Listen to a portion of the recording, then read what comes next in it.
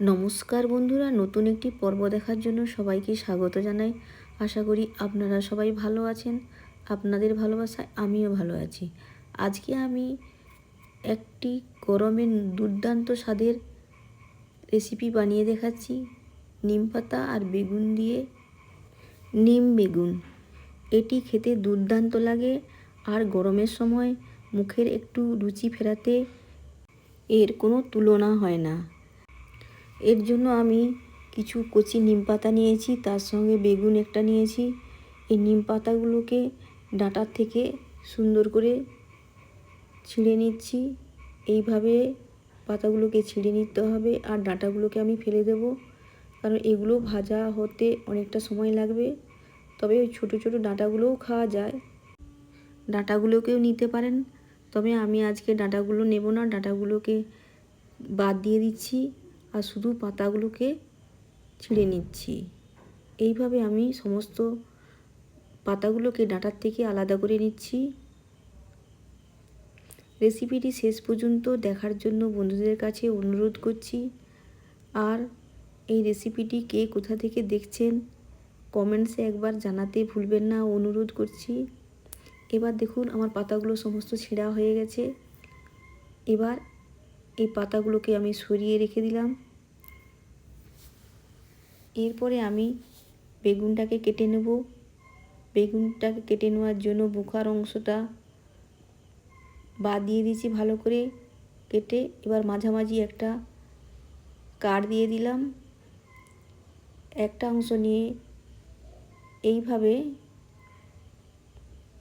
মাঝ বরাবর কাট দিয়ে তার থেকে আবার ছোট ছোট করে পিস পিস করে নিচ্ছি।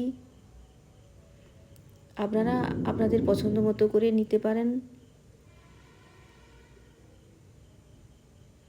বেগুনটা নরমই আছে, ভালো করে বেগুনটাকে কেটে নিতে হবে। বেগুনের মধ্যে যেন না পোকা থাকে। পোকার অংশটাকে আমি বাদ দিয়ে দিলাম। পরের অংশটাকে আমি ঠিক ওইভাবে কেটে নেব।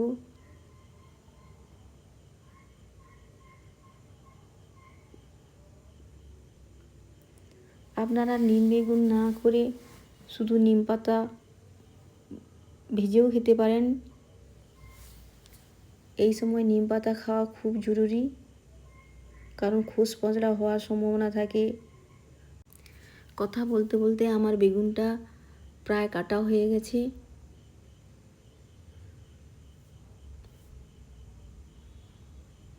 সমস্ত বেগুনটাকে আমি এইভাবে ছোট ছোট করে কেটে নিচ্ছি।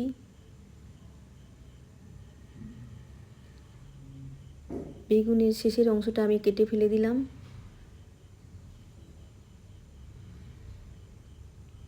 আপনারা এভাবে ছোট ছোট না পিস করে একটু লম্বা লম্বা করে পিস করেও কাটতে পারেন। এবার আমার এটাতে অনেকটা সুবিধা হবে বলেই আমি এইরকমভাবে কেটে নিয়েছি। এবার বেগুনগুলো আমার সব কাটা হয়ে গেছে। সমস্ত বেগুনগুলোকে আমি চেক করে নিয়েছি। এবার একটি বাটির মধ্যে বেগুনগুলোকে ঢেলে দিচ্ছি।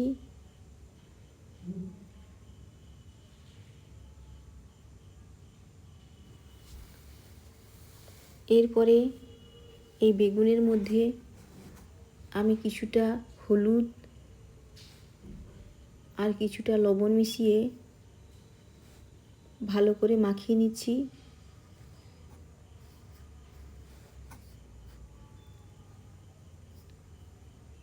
মাখিয়ে নেওয়ার পরে সামান্য পরিমাণ জল দিয়ে আমি 5 মিনিটের মতো এটাকে আমি রেখে দেব। এতে বেগুনে যাদের অ্যালার্জি আছে সেই সম্ভাবনাটা অনেকটা কমে যাবে। এরপরে আমি 5 মিনিট পরে বেগুনগুলোকে একটা ছাঁকনি দিয়ে ছেঁকে নিচ্ছি। সুন্দর করে একদম জল ঝরিয়ে নিতে হবে।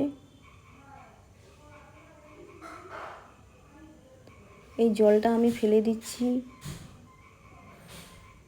জলটা আমার আর কাজে লাগবে না।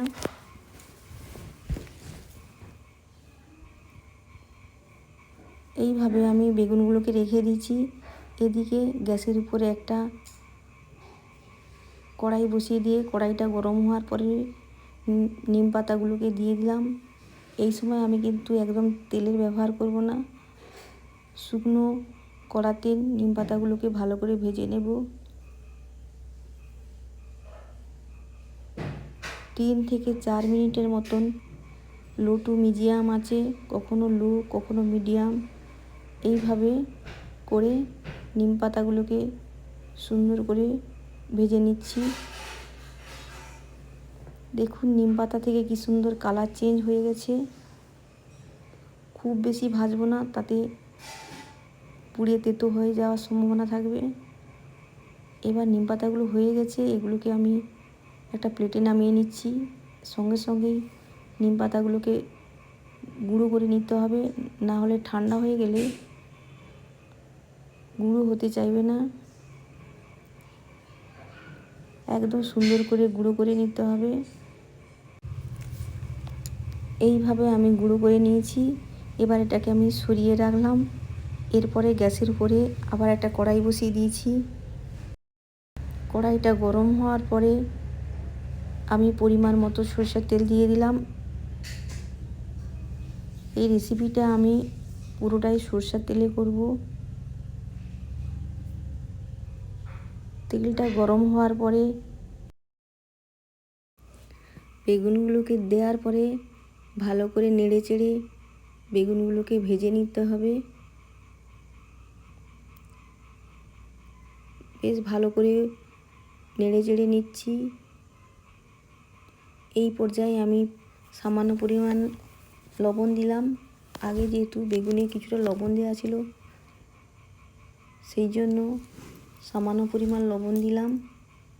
লবণ দেওয়ার পরে আবারও ভালো করে নেড়ে চেড়ে নিচ্ছি। এই সময় একটু তাড়াতাড়ি সেদ্ধ হওয়ার জন্য ঢাকনাটা চাপা দিয়ে দিলাম। যেহেতু তেলের পরিমাণ খুব বেশি ছিল না, সেই জন্য ঢাকনা চাপা দিয়ে বেগুনগুলোকে ভেজে নিচ্ছি। আপনারা এটা আর একটু তেল দিয়ে ভাজতে পারেন। আমি এটা খুব কম তেলেই রান্না করব, আর খেতে হবে জাস্ট দুর্দান্ত স্বাদের। এইভাবে একবার বন্ধুরা বাড়িতে বানিয়ে দেখবেন, তা কেমন হয় কমেন্টে জানাতে ভুলবেন না। 2 থেকে 3 মিনিট রান্না করার পরে ঢাকনা খুলে নিয়েছি। দেখুন বেগুনের কালারটা অনেকটাই চেঞ্জ হয়ে গেছে।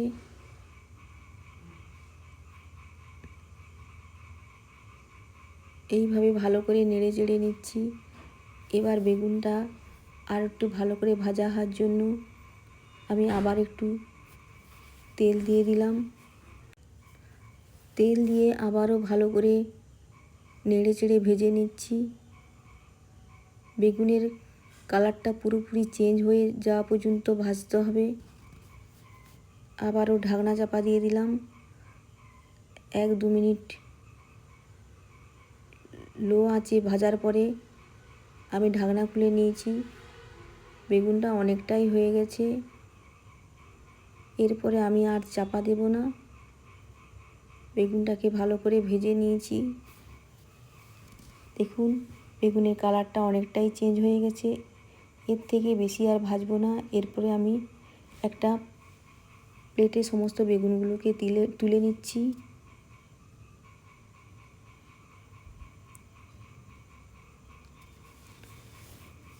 দেখুন বেগুনগুলো আমার এইভাবে ভাজা হয়ে গেছে।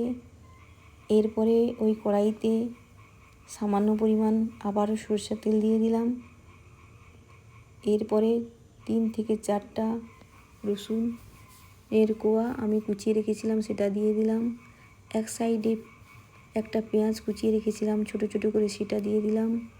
আর দিয়ে দিলাম 3-4টা কাঁচা লঙ্কা কুচি দিয়ে ভালো করে নেড়ে চেড়ে নিচ্ছি।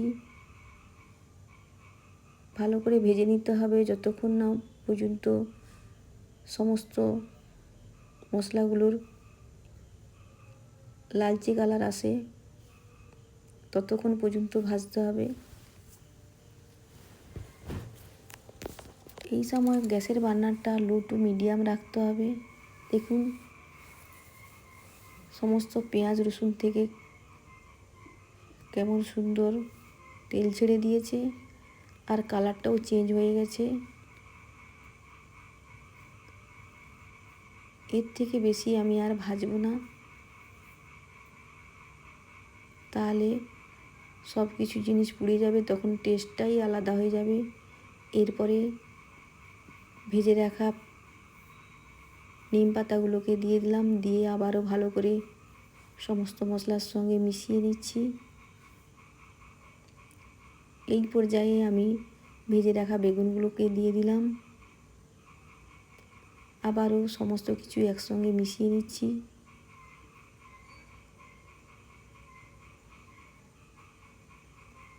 দেখুন নিম পাতা আর বেগুনের রেসিপিটা আমার সম্পূর্ণ রেডি হয়ে গেছে। এই পর্যায়ে আমি গ্যাসের বার্নারটা অফ করে দিলাম।